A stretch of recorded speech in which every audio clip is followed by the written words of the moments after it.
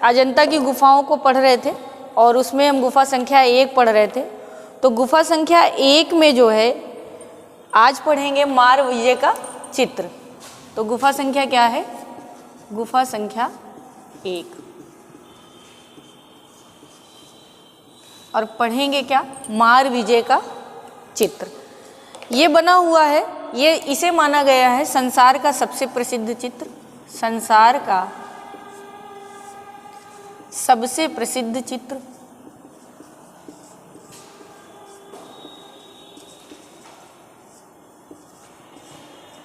ठीक है, ये संसार का सबसे प्रसिद्ध चित्र है। कहा जाता है कि भगवान बुद्ध को ज्ञान प्राप्त होने वाला था, यानी इस चित्र के आधार पर कहा गया है कि भगवान बुद्ध को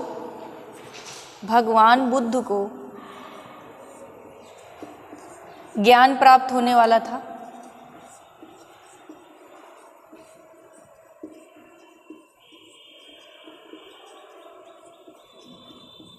ठीक है, यानी ये अनुमान लगाया गया इस दृश्य के आधार पर कि जब ये दृश्य बनाया गया होगा और इस कहानी से ये आधार लगाया गया कि इस समय भगवान बुद्ध को ज्ञान प्राप्त होने वाला था, तब अनेक प्रकार के संकट अथवा तब अनेक प्रकार के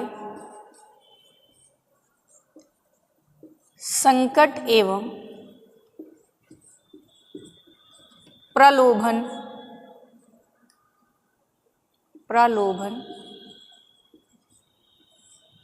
का अर्थ क्या है? प्रलोभन और उनकी परीक्षा के रूप में आए। प्रलोभन उनकी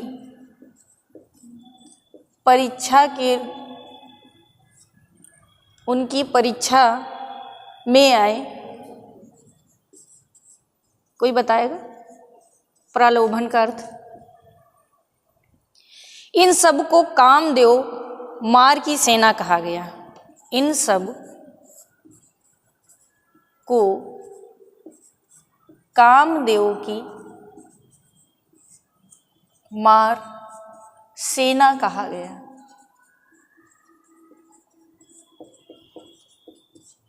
प्रलोभन का मतलब है लालच। ठीक, इन्होंने भगवान बुद्ध को अनेक प्रकार से विचलित करना चाहा। इन्होंने भगवान बुद्ध को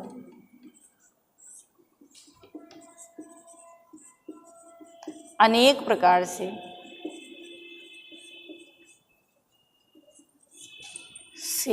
विचलित करना चाहा।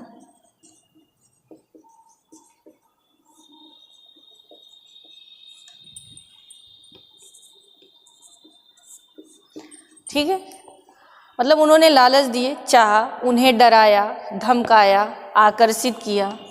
उन्हें डराया, धमकाया,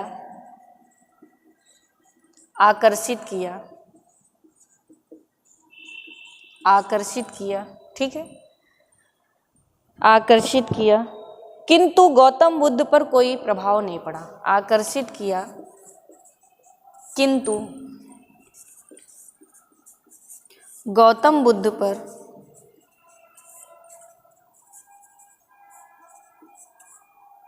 कोई असर नहीं पड़ा।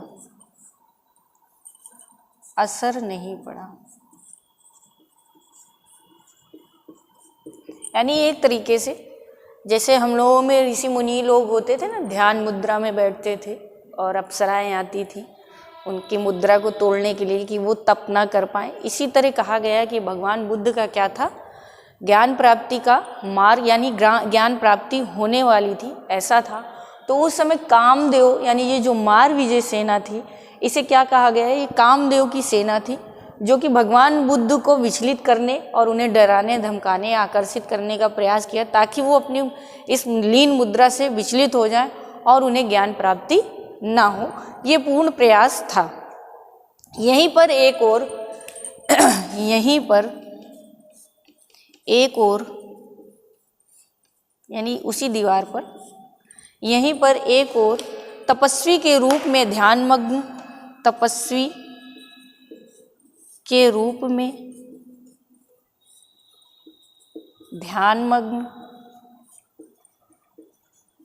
ठीक है। ध्यानमग्न मुद्रा में ध्यानमग्न बैठे हुए बुद्ध, ध्यानमग्न बैठे हुए बुद्ध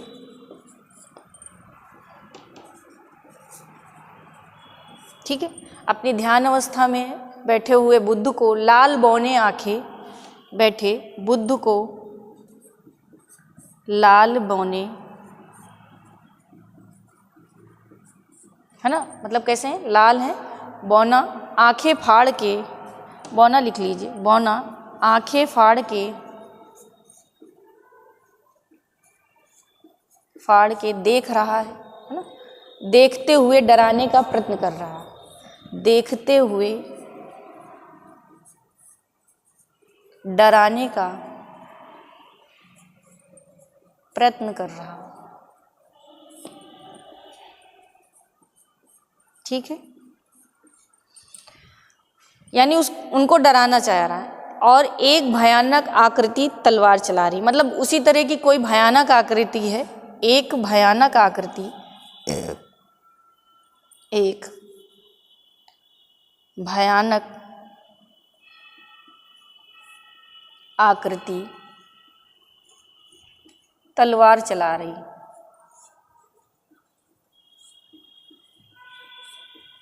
है ना, यानी एक राक्षस जैसी कोई आकृति होगी जो ऐसा दिखाया गया है कि वो तलवार चला रही है। जिस प्रकार कमल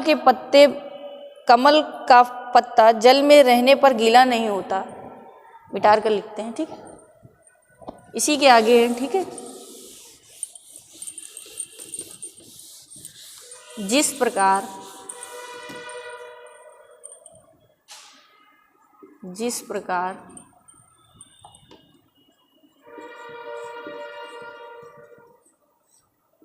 कमल का पत्ता जल में रहने पर गीला नहीं होता,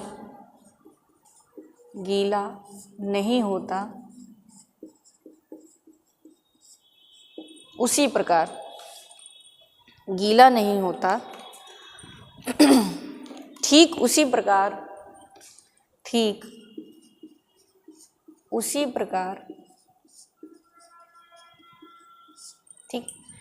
उसी प्रकार भगवान बुद्ध सबके मध्य, ठीक उसी प्रकार भगवान बुद्ध सबके मध्य निर्विकार,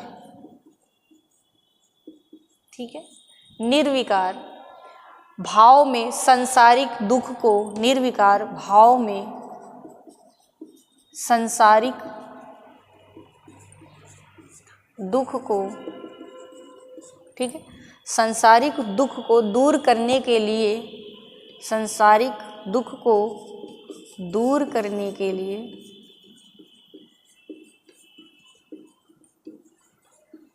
भूमि पर बैठे, ठीक है, या वज्रासन पर बैठे हैं, ऐसा दिखाया गया है। तो ये था गुफा संख्या 1 का मारविजय का दृश्य। और बहुत पूछा जाता है कि मारविजय का दृश्य कहाँ से प्राप्त हुआ है, तो मारविजय का दृश्य आपकी गुफा संख्या 1 से प्राप्त हुआ है और अजंता की गुफा से प्राप्त है। और इस दृश्य में दिखाया गया है कि भगवान बुद्ध को ज्ञान प्राप्ति होनी थी और उसी समय मारविजय एक सेना को दिखाया गया और ये आधार माना गया कि ये कामदेव की सेना रही होगी जो का उनका ध्यान भग्न करना चाहती रही होगी ताकि वो अपनी मुद्रा से हट जाएं और उन्हें ज्ञान की प्राप्ति ना हो। कहानी का पूर्ण उद्देश्य यही है, ठीक है।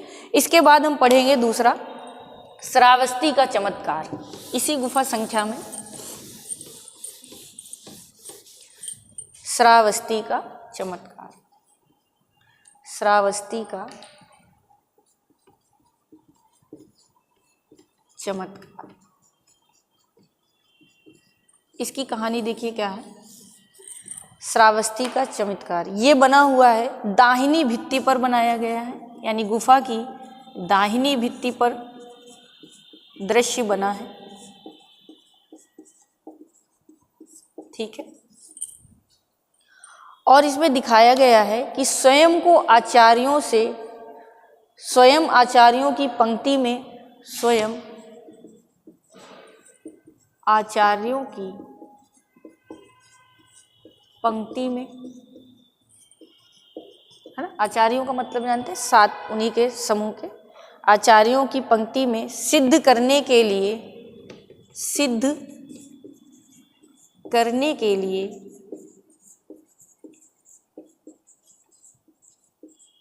ठीक है, सिद्ध करने के लिए बुद्ध ने श्रावस्ती के राजा, सिद्ध करने के लिए बुद्ध ने श्रावस्ती के राजा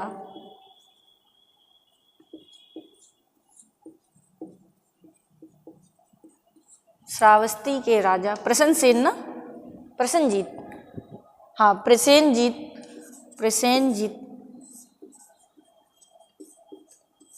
ये श्रावस्ती के राजा हैं कौन, प्रसेनजीत की उपस्थिति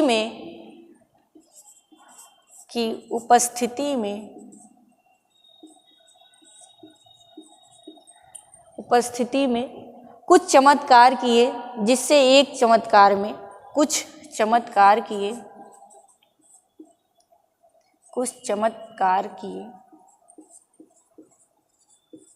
जिसमें से एक चमत्कार में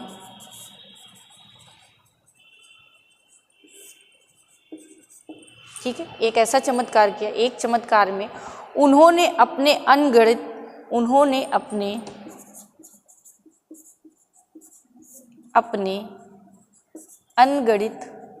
या अनगिनित भी कर सकते हैं, ठीक है, अनगणित या अनगिनित, ठीक है, गणना के उद्देश्य पे अनगणित बुद्ध रूपों में प्रकट किया, अनगणित बुद्ध रूपों को प्रकट किया,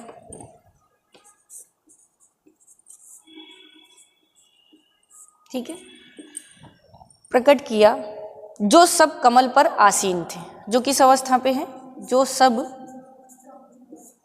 कमल पर आसीन थे या आसीन थे, आसीन होगा, आसीन थे, बैठना ना, आसीन थे, ठीक।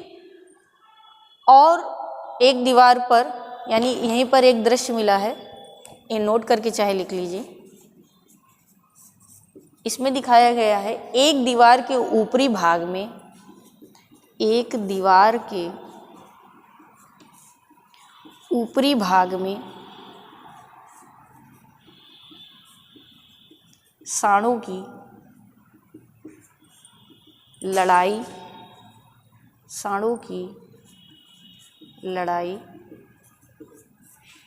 का दृश्य अंकित है। ये इसलिए लिखाया है, कभी पूछ ले क्या अजंता की किस गुफा में सांडों की लड़ाई का दृश्य प्राप्त हुआ है, तो गुफा संख्या 1 से ही प्राप्त हुआ है, ठीक है। तो ये था श्रावस्ती का चमत्कार, यानी बुद्ध जो है आचार्यों के बीच में, मतलब जैसे कभी सभा लगती है राजाओं के यहाँ, प्रसेनजीत के यहाँ, तो वहाँ सभी एक पंक्ति में बैठे हैं और उस समय गौतम बुद्ध भी बैठे हैं, तो वहाँ सब अपना अपना चमत्कार दिखा रहे हैं अपने अपने को सिद्ध बताने के लिए। तो वहीं की प्रसेनजीत की उपस्थिति में ही उन्होंने एक चमत्कार किया, किसने, गौतम बुद्ध ने, खुद को साबित करने के लिए कि मेरे पास भी कलाएं हैं या मैं भी सिद्ध हूँ। तो उसको दिखाने के लिए उन्होंने क्या किया, सहस्त्रबुद्ध या अपनी बहुत सारी बुद्ध प्रतिमाओं को दिखाया, और जो सब कमल के ऊपर आसीन बैठी हैं। तो ये उनका चमत्कार था जिससे उन्होंने साबित किया, इसीलिए इसका नाम हुआ श्रावस्ती का चमत्कार, ठीक है। अजंता की गुफा यहीं पे अब आज समाप्त होगी। और अजंता की गुफा में बात करें तो ये रेखा प्रधान गुफा है, यानी यहाँ चित्रों को रेखा प्रधान दिखाया गया है, रेखाओं के माध्यम से, और कहीं पे भी इन्होंने, और स्त्रियों का सुंदर चित्रण है, और अलंकरण का भी प्रयोग अच्छे से किया है, फूल पत्तियों का। तो जैसे गौतम बुद्ध की मूर्तियाँ बनी हैं तो उनके मुकुट में भी अलंकरण बहुत अच्छा दिखाया गया है फूल पत्तियों का। रंग के लिए इन्होंने खनिज प्रधान रंगों का प्रयोग किया है। गुफाएं कितनी हैं, तो 30 गुफाएं हैं, ठीक है। और चित्रित कितनी है, ये सब हमने आपको इससे पहले पूर्व क्लासों में बताया है। तो आज अजंता की गुफा का यही समापन होता है, और आगे की क्लास में हम पढ़ेंगे बौद्ध यानी गौतम बुद्ध को पढ़ेंगे और बौद्ध धर्म की जितनी भी संगतियाँ हुई हैं उनके बारे में पढ़ेंगे। ठीक है।